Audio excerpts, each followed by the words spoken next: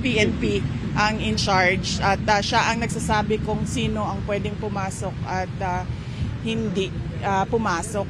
Kausap namin yung aming ICC lawyer and sinabi niya this has never happened before at sinabi niya na it's craziness. Inaasahan po na magsasalita ngayon si BBM sa publiko. Anong inaasahan nyo? Ano mga paliwanag ba or appreciation pa rin? Ano bang inaasahan nyo doon? Ano pa bang diba?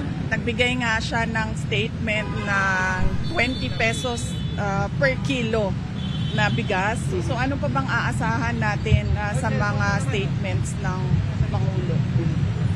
Nakikita naman natin kung ano yung ginagawa nila, na panggigipit nila. Hindi na tayo member ng ICC at noong final yung ICC complaints, out of time na sila. Ni-raise natin yan ilang beses, wala silang jurisdiction. Pero tayo lang sa buong mundo ang bayan o bansa na nagko-cooperate sa ICC. Para tayong doormat. The Philippines is like a doormat for other countries, not just the ICC, no. Kung sino man yung sumasamantala sa ating bayan. Yeah.